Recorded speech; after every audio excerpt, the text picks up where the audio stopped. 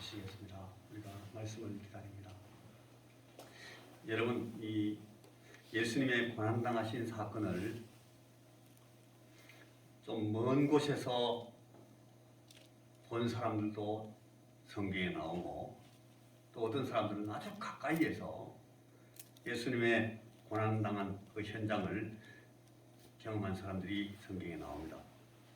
그런데 그 뒤에 연이어서 예수님께서 고난당하시고 죽으신 후에 불과 하루 이틀 지나고 난 뒤에 사흘째에 일어난 이 부활 사건이 그 예수님의 고난을 현장에서 경험한 사람들에게 굉장히 다른 모양으로 경험이 되는 것을 성경을 통해서 우리가 볼 수가 있습니다. 기본적인 그들의 반응은 아주 당황스럽고 황당해했습니다. 이 사람들이 놀랐습니다. 그 성경에 나오는 기록들에 이 사람들이 예수님의 부활을 보고 이런 반응을 보이는 것이 왜 그럴까? 우리는 좀 어떨 때는 굉장히 의아스럽습니다. 왜 이렇게 돼야 될까? 이 사람들은 하나님 주님 곁에서 계속 같이 있었고 예수님이 하시는 말씀들을 다 들었고 또 예수님께서 약속하시고 또 미리 말씀하신 것들을 이해를 했는데 부활 사건이 현장에서 일어나니까 거의 한 사람의 예외도 없이 전부 다 처음 보는, 처음 듣는, 전혀 예상치 못한 사건이 일어난 것 같은 그런 반응을 이 사람들이 보이고 있습니다.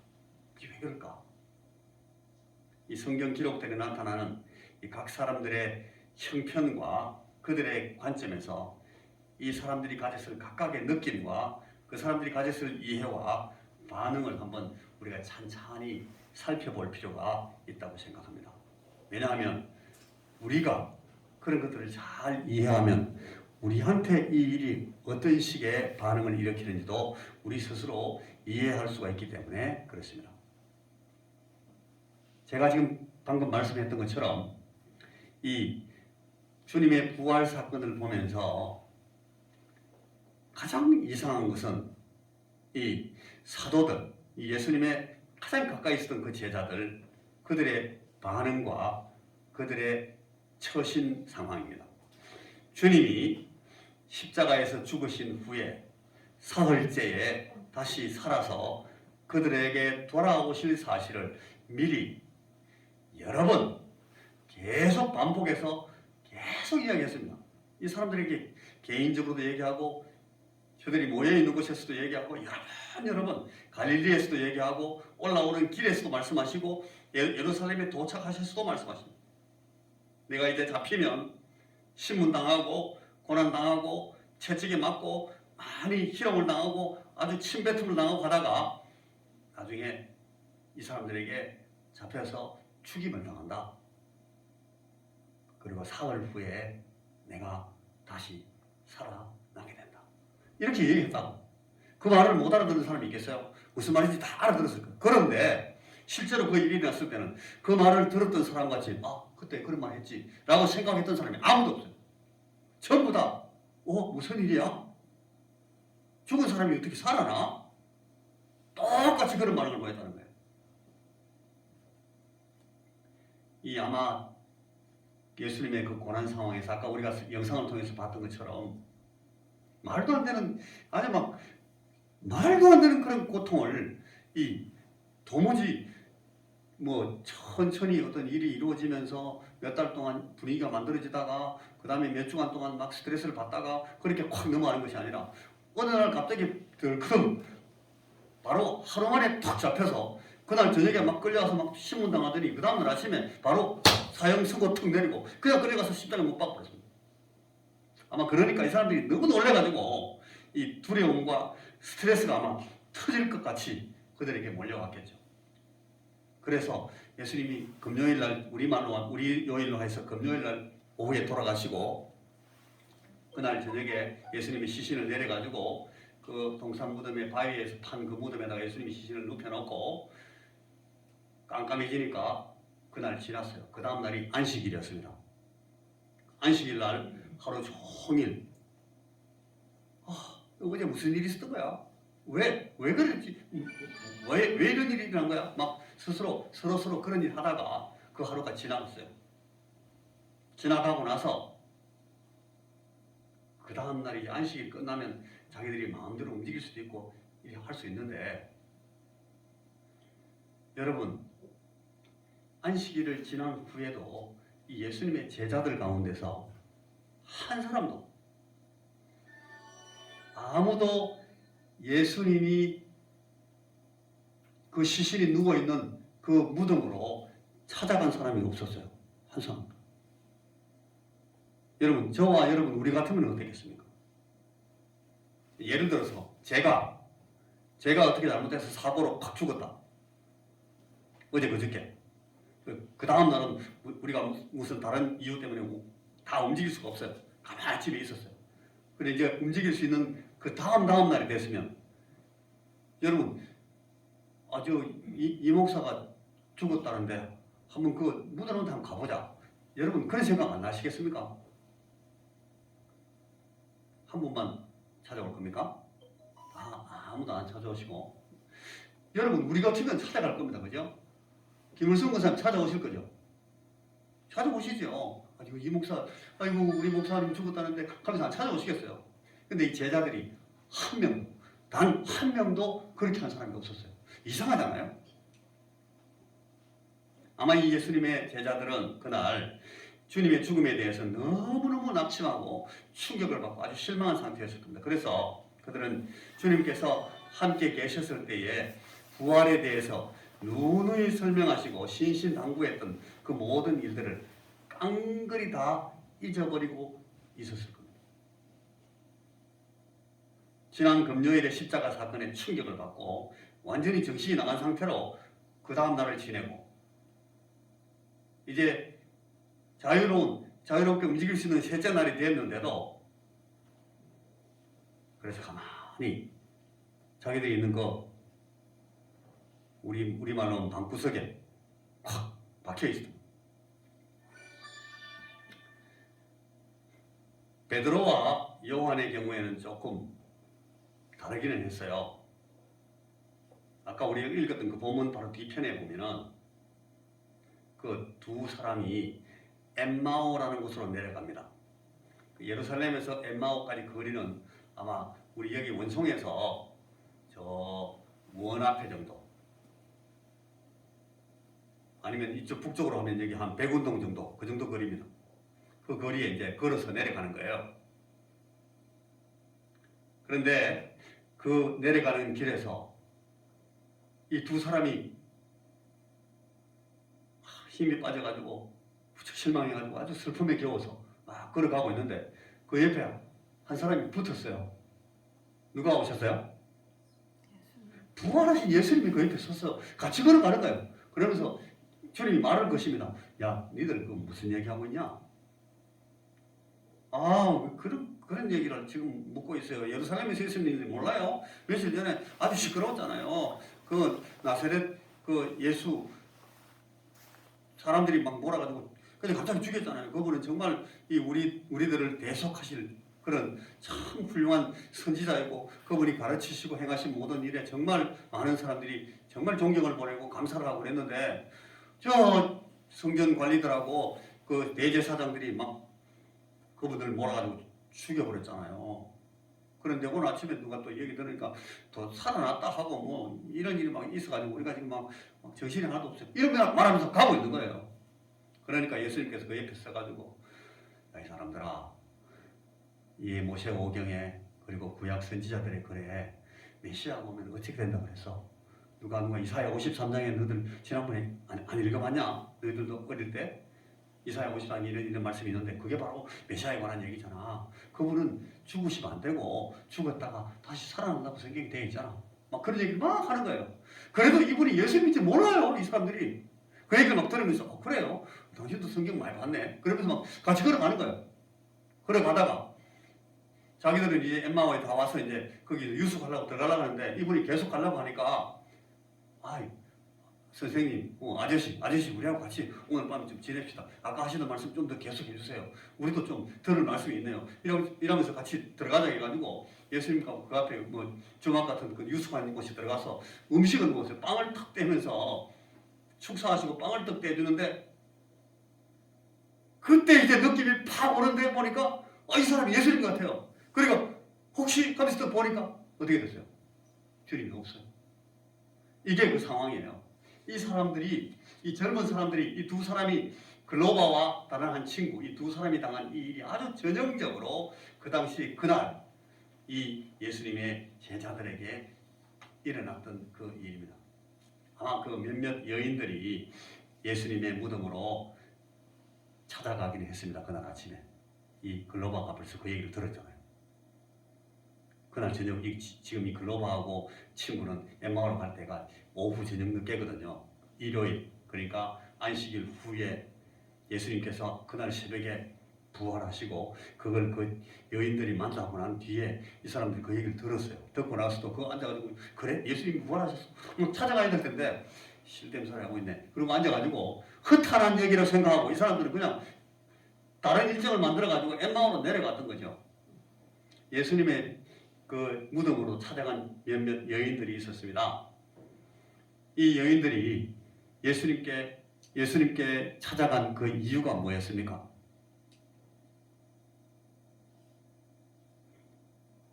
뭐 하려고 찾아갔습니까? 그 무덤으로?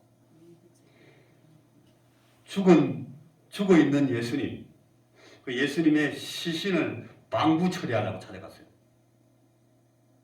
하도 급하게 십자가에 매달려 다 찢어지고 막 깨진 그 시신을 못 빼고 막 이렇게 끌어내렸는데 그 시신이 막 많이 찢어지고 갈기갈기 막 부서졌지 않겠어요? 시신들도 막 큰 사고 나면 막 다 부서지잖아요. 예수님 지금 막 시신이 정상이 아니라니까요. 막 다 찢어지고 해가지고 막 깨지고 터지고 막 여기저기 막 피가 덕지덕지 묻어있고 막 줄줄 흘러있고 막 그래요. 그러니까 이 여인들이 그 시신을 조금 이렇게 추스려가지고 정돈하고 거기 방부제를 넣고 향품을 좀 넣으려고 시신 처리하려고 찾아갔다니까요. 그분이 이 여자분들이. 그러니까 이들에게 있어서도 이들이 부활에 대해서 주님께서 하신 말씀을 기억해냈다거나 부활하신 주님을 만나러 가야 되겠다 하는 마음으로 거기에 찾아가지 않았다는 거예요. 예수님 죽었으니까 그 죽어있는 예수님 우리가 가서 그 시신 좀 손보고 그래가지고 좀 참 우리 불쌍한 주님 이 주님의 시신이라고 우리가 좀 추슬러 놓고 오자 그래가지고 갔다니까요. 그러니까 이 여인들조차도 예수님의 부활에 대해서는 전혀 이 사람들이 전혀 기억도 없고 기대도 없고 그래서 그 예수님의 부활을 자기들이 어떻게 만나야 될까 하는 그런 전혀 다른 깊은 생각이 없었기 때문에 이 여인들의 경우에도 예수 부활에 대한 그 반응은 기본적으로 다른 제자들과 별로 다르지 않다 하는 것을 우리가 볼 수가 있어요. 그런데 여러분 이 베드로라는 사람이 있어요. 이 베드로라는 분은 여러분 잘 아시듯이 예수님의 제자들 가운데 제일 리더였습니다. 항상 중요한 장면에서 대표가 나와야 되면 이 베드로가 항상 먼저 나왔습니다. 나이도 좀 많고 형님이고 옛날에 그 배에서 고기 잡을 때 그 예수님 제자들 가운데 상당히 많은 수가 어부 출신인데 그 어부들이 한 동네 어부예요. 그 동네 출신 어부들인데 그 어부들 가운데 이분이 늘 고기 잡을 때 형님이라 고기를 제일 잘 잡았어요. 어디 가면 고기들이 많다. 어떤 고기는 잡으면 값이 나간다. 어떤 고기는 냄새만 나고 먹어도 맛도 없다. 뭐 이런 거 다 잘 알고 있고 베드로가 제일 고기를 잘 잡거든요. 그러니까 어부 때부터 이 사람이 리더였어. 그런데 예수님의 제자가 돼가지고 같이 예수님 따라가게 되니까 거기서도 이 사람이 대장 두목 노릇을 한 거예요. 그랬는데 이 베드로에 대해서는 복음서에 마태, 마가, 누가 심지어는 요한복음까지도 이 베드로라는 사람이 어떻게 예수님과 만나고 예수님과 이렇게 접촉하면서 어떤 식으로 막 사람이 반응을 하게 되고 변화가 되고 이 사람이 나중에 어떻게 되는지에 대해서 계속 추적하고 있는 것을 볼 수 있어요. 다른 사람들도 마태도 그렇고 마가도 그렇고 누가도 그렇고 요한도 자기의 복음서를 기록할 때 이 베드로에 대해서 굉장히 집중합니다. 이 베드로가 이때 무슨 일 했다, 베드로가 이때 어떤 반응을 보였다, 이런 얘기를 많이 써놨어요. 그러다 보니까 이 예수님의 부활에 대해서도 베드로가 어떻게 반응하는지를 보는 것은 참 재미있습니다. 그걸 제가 잠시 동안만 여러분들하고 나눠보고 오늘 말씀을 정리하려고 해요. 이게 우리에게 굉장히 중요한, 우리에게 시사해주는 내용이 있기 때문에 제가 여러분들에게 이 말씀을 잠시 오늘 부활주일날 드리려고 준비했습니다. 이 사람의 경우를 우리가 잘 들여다보면 거기서 우리는 자주 우리 자신들의 표정, 우리 자신들의 얼굴, 우리 자신들의 마음의 변화를 언뜻 보게 되는 바람에 아주 깜짝 놀라게 됩니다. 그래서 제가 이 베드로 얘기를 잠시만 하려고 하는 겁니다. 자, 여러분, 제가 지난주까지 새벽마다 그리고 저녁 집회, 그러니까 한 주간 동안 집회하면서 저녁 시간마다 이번 사순절 기간 동안, 이 고난주간 기간 동안은 늘 우리가 누가복음을 상고했습니다. 누가의 기록에 의한 이 내용들을 쭉 봐왔기 때문에 오늘 이 시간에도 마태, 마가, 누가, 요한 다 보면 시간이 너무 많이 가니까 누가복음의 본문 몇 군데만 중심으로 해서 몇 구절 제가 살펴보고 이 베드로의 마음이 어떤 식으로 변해 나갔는지, 그리고 베드로가 예수님의 부활을 만났을 때 어떤 상황이었겠는지를 우리가 추정해 보자는 겁니다. 자, 여러분, 누가의 기록들을 중심으로 보는 예수 부활의 사실, 그리고 베드로의 생각과 이해, 그 경험의 변천 과정을 잠시 봅니다. 자, 여러분, 제가 하나 물어볼게요. 한글은 누가 만들었습니까? 우리가 쓰고 있는 이 한글? 세종대왕이 만들었습니까? 여러분, 그 잘 알고 계시네요. 우리가 지금 쓰고 있는 이 한글, 저는 제가 그 선교지에서 이 대학교에서 교수를 하면서 한 8년간 교수를 했는데, 그때 선교사하고 교회 하면서도 제가 그 국립대학에서 가르쳤어요. 그때 그 국립대학교에서 이 한글에 대해서 좀 가르쳐 달라고 그래서 그 제가 한글을 가지고 책을 썼어요. 책을 쓴 때 연구를 하다 보니까 이 한글이 다른 문자를 쓰고 있는, 다른 언어를 쓰고 있는 다른 언어 문자 학자들이 이 한글에 대해서 평가하는 걸 쫙 봤는데, 현존하는 세상의 문자들 가운데서 가장 과학적인 글자고 가장 실용적으로 만들어진 글자고 누가 글자를 만들었는지를 정확하게 알 수 있는 그런 역사적 배경과 기록이 다 남아있는 유일한 글자가 이 한글이다 하는 것을 제가 배우게 됐어요.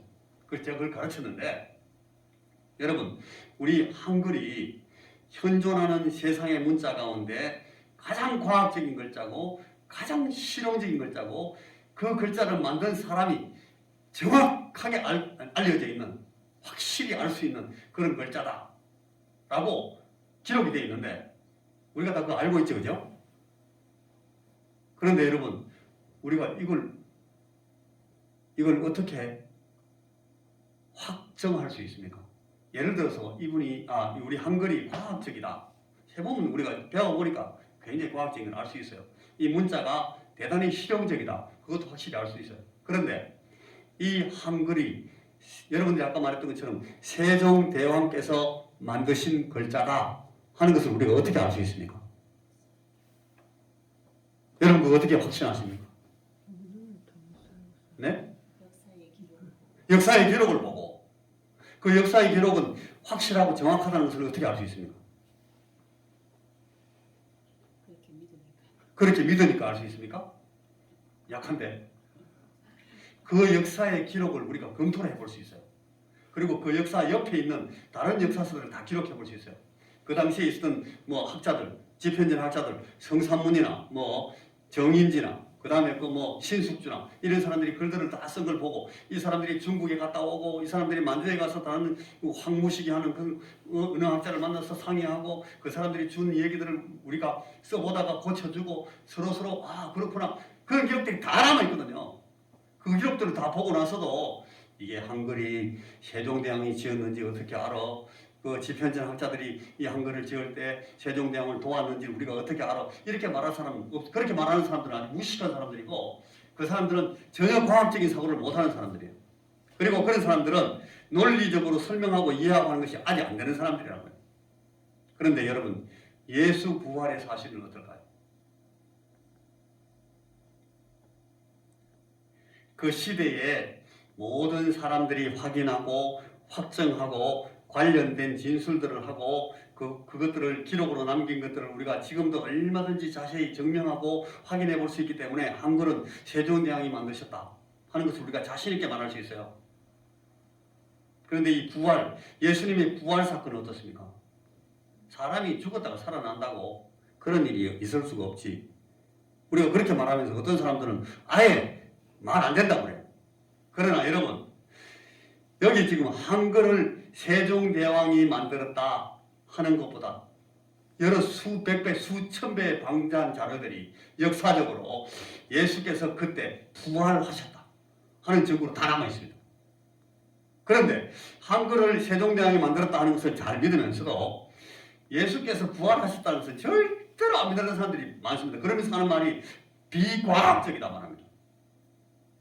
그거는 비과학적이라고 말하는 것 자체가 대단히 과학적이지 못한 설명을 하고 있는, 표현을 하고 있는 얘기입니다. 왜냐하면 지금 예수께서 부활하셨다 하는 사실을 그 옆에서 본 사람들이 너무너무 많고 그것들에 대해서 의심하고 확인하기 위해서 애를 쓴 사람들이 많고 확인하고 애쓴 사람들이 내가 확인해 보니까 이렇더라라고 쓴 기록들이 너무너무 많은 거예요. 내가 확인해 봤어. 내가 만났어. 내 곁에 내 혼자 본 게 아니고 여러 사람이 같이 봐서 여러 사람만 같이 만나 여기서도 보고 저기서도 보고 예수님께서 부활하신 것을 우리가 다 확인했다는 것이 쫙 남아있어요. 역사적으로 사료로 과학적으로 다 남아있어요. 지금. 그런데도 그거는 비과학적이다. 예수님이 부활하신 건 없어. 그렇게 말하는 사람 이게 이제 그때 이제 이게 믿음의 차원으로 가는 거예요. 아무리 세종대왕이 한글을 만들었다고 해도 그걸 막 모든 자료를 다 보여줘도 다 듣고 나서 아 그러네 그런 자료가 있긴 있네. 나 근데 안 믿어. 그리고 비틀어버리면 할 수 없는 거예요. 아무도 믿게 할 수가 없어요. 그런데 이 예수님의 부활 사실도 지금 우리 앞에 똑같이 그런 상황으로 놓여 있습니다. 여러분 이거를 이 베드로의 사건, 베드로가 이 예수님을 만난 것부터 우리가 시작해서 쭉 보면은 이게 그대로 나타납니다. 자, 여러분 이 베드로라는 사람은 처음에 예수님을 만났을 때에 베드로를 예수님이 부르기 위해서 그 갈릴리 바닷가에서 베드로를 만났을 때 베드로가 예수님을 좋게 생각 안 했어요. 예수님께 대해서 굉장히 호의적으로 반응을 안 했습니다. 이 사람이 제일 먼저 했던 말, 제일 핵심적인 말이 뭔가 하면 내 너무 머리 아픕니다. 나 너무 막 죄책감 일어나게 하지 마세요.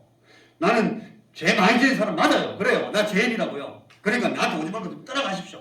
제일 먼저 베드로가 예수님께 그렇게 말했던 사람이에요. 이 베드로라는 사람은 주여 나를 떠나십시오. 나 예수님하고 그렇게 관계 맺고 싶지 않고 나 당신 따라가 다니고 싶지 않아요. 자꾸 내한테 막 죄책감을 일으키려고 회개하라고 그렇게 하지 마세요. 그러면서 이 사람은 예수님은 가까이 안 가려고 그랬던 사람이에요. 그런데 나중에 2번, 3번 접촉하시면서 예수님께서 나를 따라오거라. 네가 지금은 생선 잡는, 고기 잡는 이 어부지만 내가 너를 사람을 낚는 어부가 되게 하겠다 하면서 이 사람에게 주님께서 사명감을 주시고 비전을 주니까 이 사람이 내가 이 생선 잡고 있다가 내 인생 끝내면 안 되겠다. 그래가지고 이분이 선지자 같은데 내가 이분을 따라가서 나는 정말 사람을 얻는 그런 위대한 그런 제대로 된 어부 한번 돼보자. 그래가지고 예수님 따라 나섰어요. 이 사람이 베드로예요. 자, 우리가 여러분 누가복음을 한번 펴보십시오. 신약 성경 누가복음 9장을 한번 펴보시면 이제 예수님을 따라오는 이 베드로가 어떤 방식으로 예수님과 접촉하면서 그 마음이 어떻게 변해가는지를 한 구절 한 구절 살펴볼 수 있는데 제가 한 몇 구절만 쭉 그냥 다 읽지도 않고 딱딱 지적해 드릴 테니까 여러분 이 구절들을 한번 눈으로 살펴보십시오. 그래가지고 이렇게 사람이 변해가는 거라는 걸 볼 수 있는데 여러분 이 구절들을 나중에 집에 가서 꼭 찾아보시고 싶은 분들은 저한테 찾아오시면 제가 지금 보여준 이 구절 그대로 다 옮겨드리겠습니다. 그걸 프린트도 해드릴 수 있으니까 여러분 제 찾아오시면 보여드릴게요. 자, 누가복음 9장 그 앞에 거는 제가 생략하고 지나갑니다. 누가복음 9장 20절 보면 거기에 예수님께서 말씀하시는 내용이 이렇게 나옵니다. 예수께서 이르시되 너희는 나를 누구라 하느냐. 이 동네 여러 사람들이 예수님에 대해서 평가하고 예수님에 대해서 보이고 있는 그 반응을 쭉 묻는데 제자들 가운데 한 사람이 대답을 합니다. 베드로가 대답하여 예수님, 당신은 하나님의 보내신 그리스도십니다. 베드로가 이렇게 말했어요. 이 베드로가 이때 이 말하는 것은 굉장히 예수님에 대해서 굉장히 높은 이해를 갖게 됐다는 것이에요. 그 다음에 9장 23절에 보면 예수님께서 제자도에 대해서 이 베드로에게 얘기합니다. 제자의 길. 예수의 제자가 되는 것은 뭔가? 그걸 아무든지 나를 따라오려거든 자기를 부인하고 날마다 자기를 죽이면서 자기 십자가를 지고 자기를 죽이면서 따라와야 된다. 예수님께서 이때 십자가라는 얘기를 해요.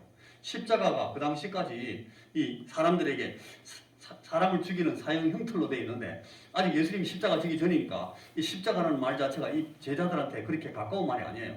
그런데 갑자기 예수님께서 십자가라는 얘기를 하면서 십자가에서 사람이 못 박혀 죽는 것처럼 자기를 죽이는 방법으로 자기를 부인하는 것만 나를 따라오는 제자들의 길이, 제자들의 삶을 살 수 있는 방법이 된다. 이렇게 예수님께서 가르친다고요. 제자들이 특별히 이 베드로가 그 얘기를 듣고 어떤 생각을 했을까? 우리가 잠시 여기서 그 생각을 해보고 지나가야 됩니다. 자, 그 다음에 22장으로 가면 예수님께서 그런 말을 합니다. 22장 14절 때가 이름에 어떤 때가 이르렀어요. 어떤 때가 이름에 예수께서 사도들과 함께 앉아서 이런저런 얘기를 하십니다. 31절 보니까 예수님께서 그 얘기를 하시는 중에 시몬아 베드로 이름이 시몬이에요.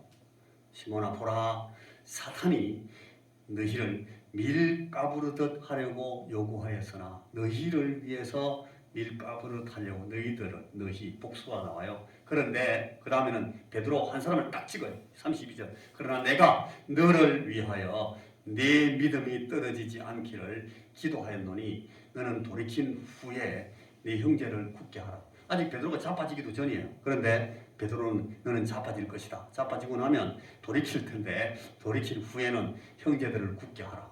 이렇게 예수님께서 말씀하시는 거예요. 내일 있을 일과 그 다음에 다음 주에 있을 일과 그 다음에 몇 달 후에 있을 일을 한꺼번에 쫙 말씀하십니다. 그때 베드로가 말하기를 33절 그가 말하되 주여 내가 주와 함께 옥에도 가고 죽는 데도 가기를 각오하였나이다. 큰 소리 빵 칩니다. 그러니까 이르시되 34절 베드로야 내가 네게 말하노니 오늘 닭 울기 전에 네가 3번 나를 모른다고 부인하리라. 예수님께서 이 베드로에게 내일 있을 일을 다음 주에 있을 일을 몇 달 후에 있을 일을 말하니까 베드로가 막 목에 핏대를 세우면서 그럴 리가 없습니다. 나는 예수님을 절대로 배반하지 큰 소리 빵 쳤는데 주님께서 하십니다. 오늘 네가 나를 부인할 텐데 네가 부인하기 직전에 내가 네 기억하라고 가르치는데 닭이 꼭 끼어 울 거야. 예수님 그렇게 말씀하셔요.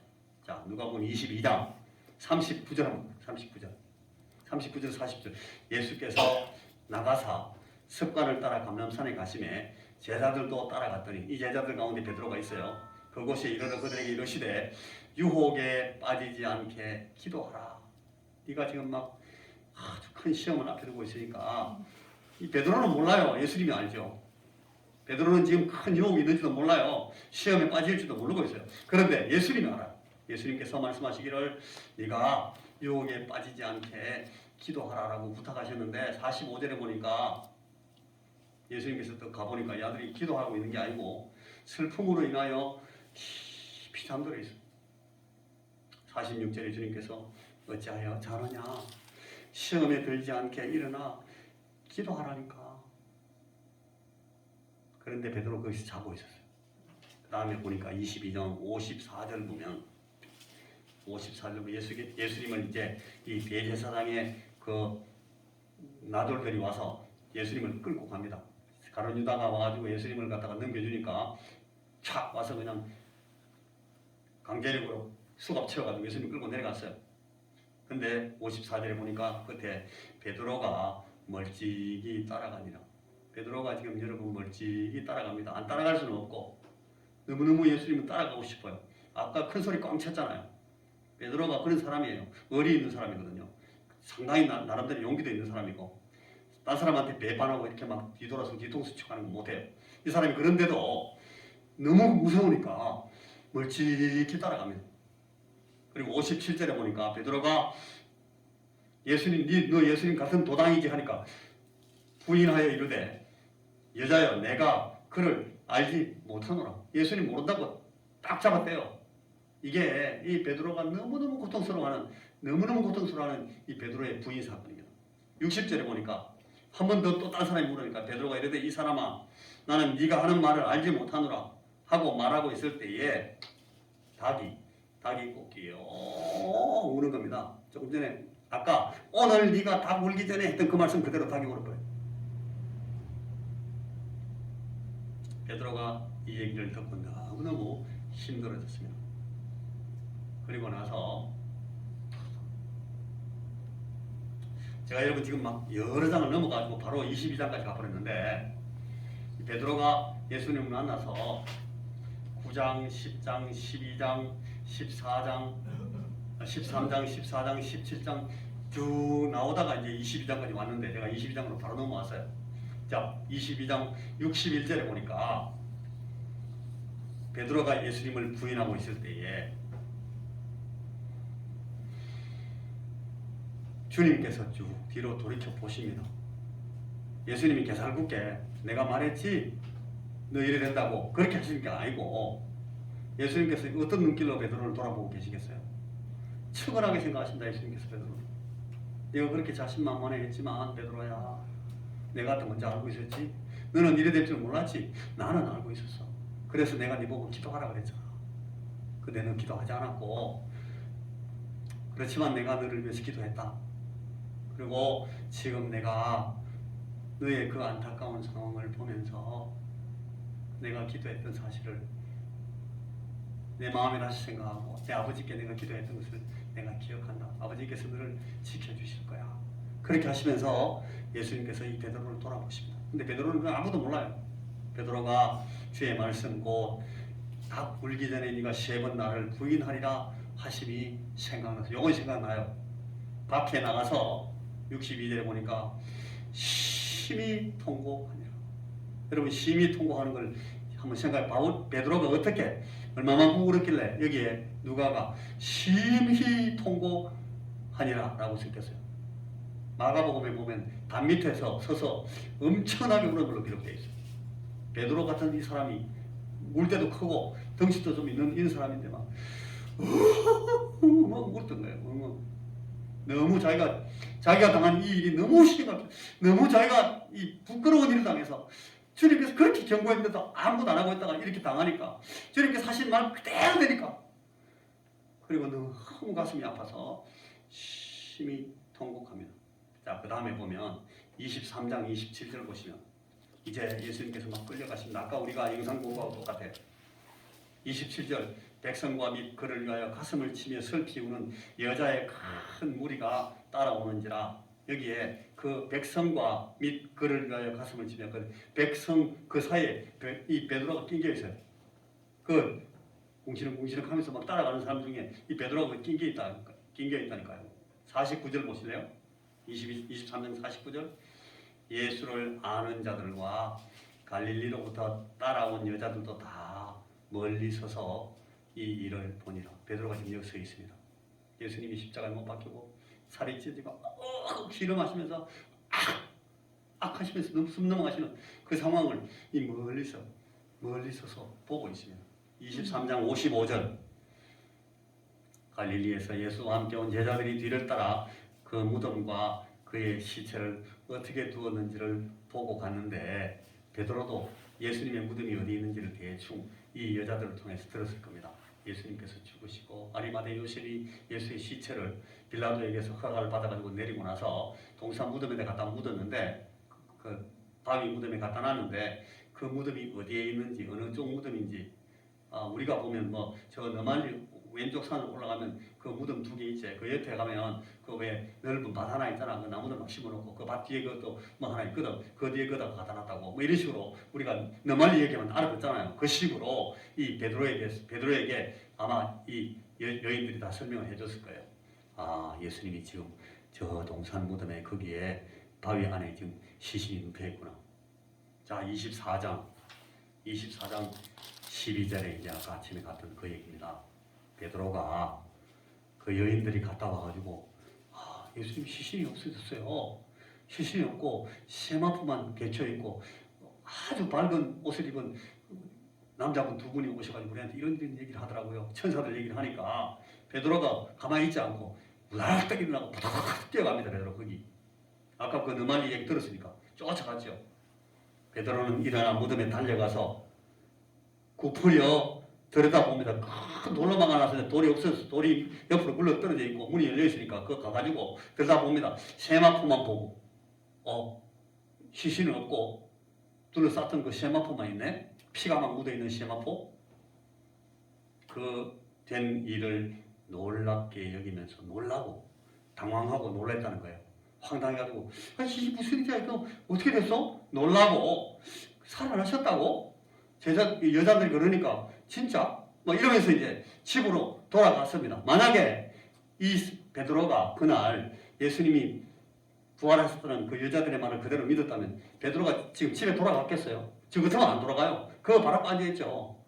그 무덤 앞에 꿇 앉아가지고 뭐 있든지 아니면 그 조금씩 앉아가지고 예수님 언제 오실까 보고 아니면 그 천사라도 만나려고 기다리고 있거나 그 옆에 막 다 있었죠. 그런데 이 베드로가 놀래긴 놀랬는데 집으로 또 돌아갑니다. 그러고 나서 어떤 일이 있었습니까? 예수님께서 제자들을 만나러 오시면 베드로를 직접 만나서 베드로에게 말씀하십니다. 그래서야 이 베드로가 예수님이 진짜 살아나신대 하는 걸 알게 돼요. 아까 우리가 처음에 교동문 읽었던 말씀에 나온 내용하고 똑같아요. 예수님께서 말씀하셔요. 너희들이 나를 이 영으로 생각하냐? 영은 이 살도 없고 피도 없다. 근데 나는 있잖아 봐라. 여기 예수님께서 며칠 전에 어제 그저께 못 봐가지고 막 다 뼈가 으스러지는 그 손 보여주면서 봐라 아직 상처 나지도 않았다. 다 보여주면서 예수님께서 말씀하십니다. 너희들 사람이 뭐 먹잖아. 너 먹는 나도 좀 먹자. 그러면서 예수님이 생선도 같이 나눠 잡수고. 그래서 그제서야 이 베드로하고 다른 제자들이 예수님께서 이렇게 되신다고 미리 다 말씀하셨구나. 예수께서는 죽은 자 가운데 계실 수가 없구나. 이분은 자기 죄 때문에 정죄를 당하고 죽은, 그러니까 죄인들은 죽어야 되는데 이분은 죄인이 아니었다는 게 확실하니까 이분은 죽을 필요가 없었는데 이분이 우리 때문에 우리를 위해서 대신 죽으셨구나 하는 걸 이제 베드로가 그때 다 깨맞추는 거예요. 그래서 다 이해한 거예요. 그래서 며칠 후에 그럼에도 불구하고 베드로는 나는 이제 실패를 많이 했기 때문에 예수님은 배반하기도 하고 막 모른다고 부인하기도 하고 내가 어떻게 뭐 예수 제자라고 할 수 있어. 이제 예수님 일 다 끝내시고 이제는 막 부활하셨으니까 또 승천하시고 하나님 보좌 우편으로 올라가시겠지. 그러면 이제 나 끝난 거야. 베드로는 완전히 이제 자기가 완전히 실패자가 됐다고 생각하고 끝났다고 생각하고 뭐라고 하는가면 고기 잡으러 간다.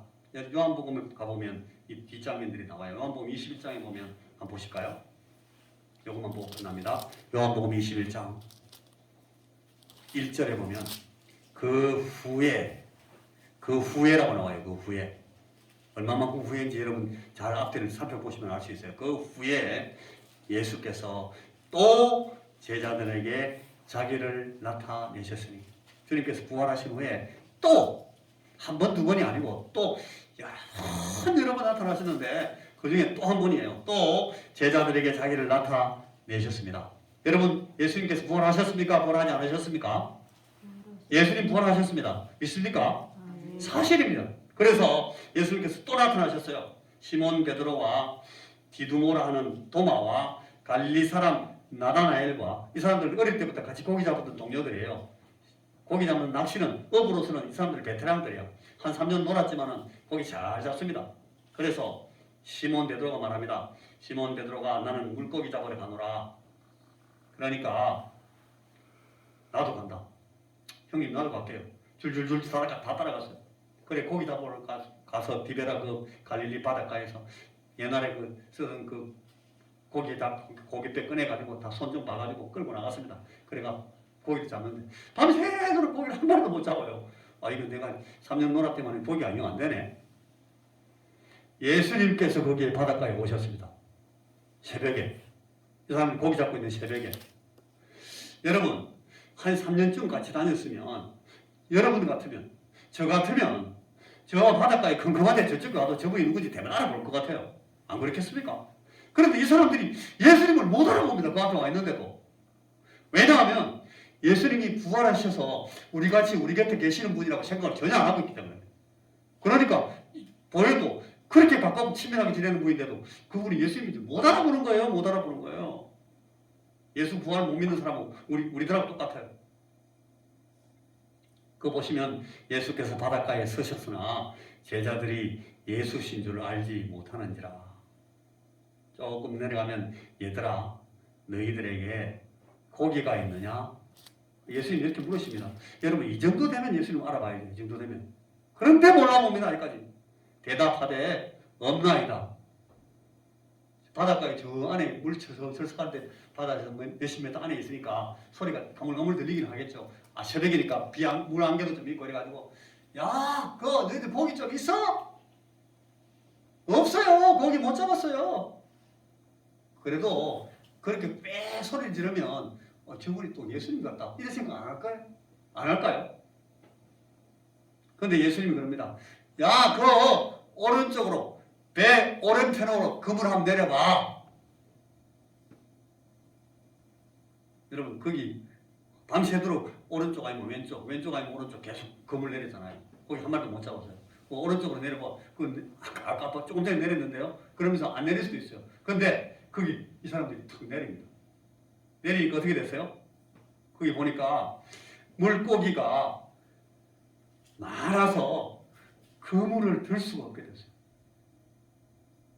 무슨 일인가 하면 천지 만물을 만드신 이 고기를 누가 만들었습니까? 세상에 고기를 누가 창조하셨어요?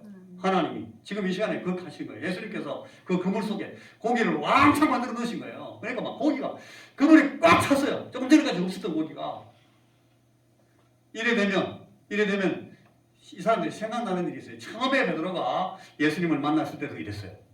고기 못 잡아가 막 하고 있는데 네가 깊은 데 가서 그물을 내려봐라. 조금 전에 내려봤는데요. 그래도 선생님이 내려보라고 하니까 내려볼게요 하면서 내려보니까 거기 조금 전에 내린 고기 하나도 없던 거기 고기가 꽉 찼어요. 깊은 데 무슨 고기가 나와요. 근데 깊은 데서 고기가 엄청 나왔거든요. 그때 그 생각이 탁 나니까 이분이 예수님 같다. 예수님 같다.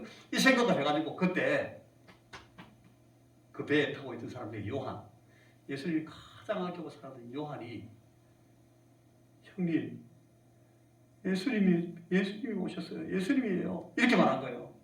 그 얘기를 듣고 베드로가 툭 보니까 진짜 예수님이거든요. 베드로가 바로 이 우통 벗고 이제 난닝구 바람을 있다가 난닝구도 없었나? 베드로가 그 겉옷을 대충 두르고 바람으로 팍 뛰어듭니다. 어디로 가려고? 예수님한테 가려고. 이 베드로 성격이 나오잖아요. 우당탕 우당탕 막 바다 물속으로 뛰어가지고 예수님 오셨다고? 예수님 오셨어? 하면서 막 뛰어나가는 거예요. 거기가 이제 예수님이 베드로를 만나신 제일 마지막 장면 중에 한 장면이에요.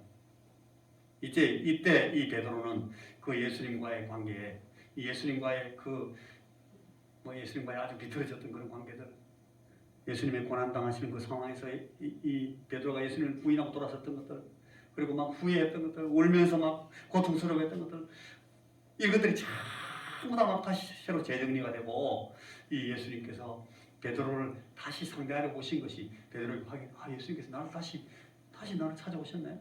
옛날에 나를 부르던 3년 전에 나를 만나실 때 그때처럼 지금도 예수님께서 나를 또 아껴주시나? 그런 생각을 하면서 막 베드로가 우당탕탕 뛰어나갑니다. 여러분, 그리고 나서 그 베드로를 예수님께서 그 바닷가에서 그 모든 제자들 같이 따라 나온 제자들 다 앞에서 시몬아, 네가 나를 사랑하지? 지금도 네가 나를 사랑하지? 베드로는 어떻게 했습니까? 내가 지금까지 늘 사랑했죠, 예수님을. 그런데 제가 이렇게 저렇게 행동하고 잘못하게 예수님 부인하고 막 그랬던 것도 있어요. 그런데 지금도 내가 예수님 사랑하죠. 사랑합니다. 그걸 예수님께서 세 번 공개적으로 그 제자들 앞에서 이야기하면서 베드로가 그런 실수를 했음에도 불구하고 이런 실패를 했음에도 불구하고 여전히 이 베드로와 예수님의 관계는 견고하고 예수님이 베드로를 찾아오셔서 베드로를 받아주셨고 지금까지 베드로를 양육하셨고 이후에도 베드로와 늘 함께 하실 그 사실을 베드로의 지나간 이 모든 것들에 관계없이 예수님께서 그 일들을 계속해 나가신다 하는 것을 베드로에게 확인시켜 주십니다. 네가 이 사람들보다 나를 더 사랑하느냐? 라고 말씀하셔가지고 심지어는 그 사람들보다 베드로가 자기를 더 사랑하는 것을 확실히 말할 수 있도록 기회를 주시는 거예요. 내 양을 먹이라. 여러분, 누가가 요 기록을 한 뒤에 바로 그 뒤에 그 뒤쪽에 누가복음 2편 사도행전인데 사도행전 2장 14절 이하에 보면 베드로가 큰 소리를 바로 불과 며칠 후에요. 이때 이 사건이 있고 난 뒤에 바로 며칠 후에 다시 예루살렘으로 올라가가지고 갈릴리에서 야, 이 사람들아 들어라! 그러면서 막 소리를 지릅니다, 베드로가. 그러면서 이 예수를 너희들이 때려 죽였지만 너희가 십자가에 못 박은 예수를 하나님이 주와 그리스도가 되게 하셨느니라. 사도행전 2장 14절 이하에 사도행전 2장 32절에 이 예수를 하나님이 살리셨다. 나와 우리가 다 이 일의 증인이다. 2장 38절 이하 41절에 보면 여러분 이 베드로가 얼만큼 확신에 차서 이 얘기들을 하고 있는지를 볼 수 있어요. 베드로가 이르되 너희가 회개하여 각각 예수의 그리스도의 이름으로 세례를 받고 죄 사함을 받아라. 그리하면 성령의 선물을 받으리니 내가 받아봤으니까 잘 안다. 이 약속은 너희 자녀와 모든 먼데 사람 곧 주 우리 하나님이 얼마든지 부르시는 자들에게 하신 것이다 하면서 이 여러 말로 확증하면서 권하여 이르되 너희가 이 배역한 세대에서 구원을 받아라 하니 이 베드로의 설교를 듣고 이 말을 받은 사람들은 세례를 받음에 그날에 예수 믿게 된 사람들이 수가 3,000이나 더하더라. 하루에 한 방에 3,000명씩 막 끌어모아서 설교하고 있습니다. 베드로가 이렇게 됐어요. 여러분 이게 이 베드로가 예수의 부활을 경험해 나오는 과정 속에서 변화된 이 베드로의 모습입니다. 여러분 예수의 부활 사실은 우리가 어떻게 확신할 수 있습니까? 여러분 한 그릇 누가 만들었는지 우리 잘 알고 있습니다. 그러면 예수의 부활은 그 사실은 우리가 어떻게 확인할 수가 있을까요? 바로 이 일들을 통해서 알 수 있습니다. 우리는 예수님의 부활을 확신합니다. 그리고 나에게 이 예수님의 부활 때문에 무슨 일이 일어났는지를 이 베드로의 얘기를 보면서 생각해 볼 수 있습니다. 오늘 저와 여러분 우리는 이 예수님의 부활, 이 부활을 확신하게 되면서 이 부활을 확인하게 되면서 이 부활 사실을 알게 되기 때문에 우리 속에 이 예수 부활의 사실을 믿는 믿음이 우리 속에 있기 때문에 우리에게 일어난 일을 성경이 말하고 있습니다. 그 성경이 말하고 있는 그 모든 결과들을 저와 여러분이 지금 이 땅 위에 사는 날 동안 얼마 살지 모르지만 이 믿음 가지고 이 경험 가지고 살면서 가다가 우리가 이 믿음 가지고 하나님 앞에 서서 주여 예수께서 나를 위해 죽으시고 부활하신 사실을 믿고 그 확신 가운데 살다가 지금 내가 주님 앞에 왔습니다 라고 우리가 우리의 믿음을 주님 앞에 고백하게 될 겁니다. 오늘은 우리가 이 니케아 신경을 가지고 신앙 고백했고 우리가 평소에는 사도 신경을 가지고 신앙 고백하지만은 그날 우리 예수님 앞에 설 때는 우리 자신의 신앙 고백을 우리의 이 신앙의 흐름을 그대로 짚어가면서 고백하게 될 거예요. 내가 예수를 믿습니다. 예수님께서 나를 위해 죽으셨습니다. 내 죄를 사하셨습니다. 나는 이 예수님을 마음 가운데 모시고 예수 부활의 생명을 가지고 살면서 주님 앞에 영생하는 생명으로 지금 주님 앞에 왔고 내가 주와 함께 영원토록 이제 하나님을 기쁘시게 하며 하나님을 찬미하고 칭송하고 찬송하고 하나님을 송영하면서 이때부터 영원토록 주와 함께 있을 것입니다 라고 우리가 다 고백하게 되겠습니다. 자, 예수의 부활이 나에게 일어난 이 일을 여러분 다시금 정리하고 확인하는 그런 이 부활주일이 되었으면 좋겠습니다. 기도하겠습니다. 하나님, 우리에게 일어난 이 부활의 일을 우리가 베드로처럼 혹은 이 베드로보다 더 확실하게 이해하고 경험하게 하시고 확신하게 하시고 이 일을 우리가 모든 사람에게 간증할 수 있는 우리 주님 앞에 드러내어 말할 수 있는 자들 다 되도록 이 부활절 아침에 우리에게 은혜를 부어 주옵소서. 예수님 이름으로 기도하옵나이다. 아멘.